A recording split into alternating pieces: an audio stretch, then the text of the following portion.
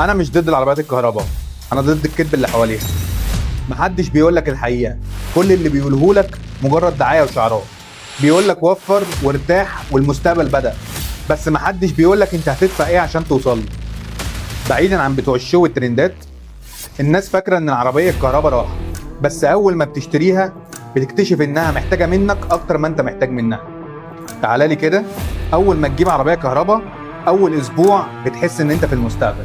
صوت ناعم، تسارع طلقه، شحن في البيت، مفيش بنزين. بعد كده تبدا تحس بالجانب اللي محدش بيحكي لك عنه. لازم تفكر قبل اي مشوار، هل البطاريه هتكفي؟ يا ترى فين اقرب شاحن؟ الطريق زحمه؟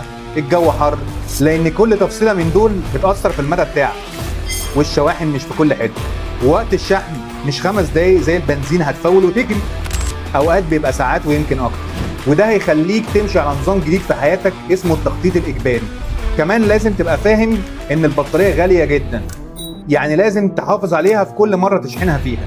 ما تسيبهاش تفضى وما تسيبهاش تشحن بزياده. يعني بدل ما كنت خايف من الزيت والحراره، دلوقتي بقيت خايف من البطاريه.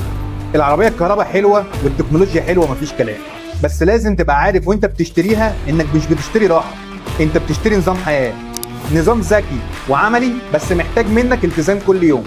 حدد اولوياتك وشوف ظروفك لو متماشيه مع اللايف ستايل بتاع العربيات الكهرباء ولا لا. بعدها قرر. مشكلتنا ان احنا بنشتري الحاجه قبل ما نفهمها. والعربيات الكهرباء مش بس تغيير في طريقه السواقه، دي خطوه لقدام في طريقه التفكير. اللي هيتعلم يتعامل معاها صح هو الكسبان في المستقبل. ما تنساش اللايك والشير واعمل فولو عشان اقول لك اللي محدش هيقوله لك.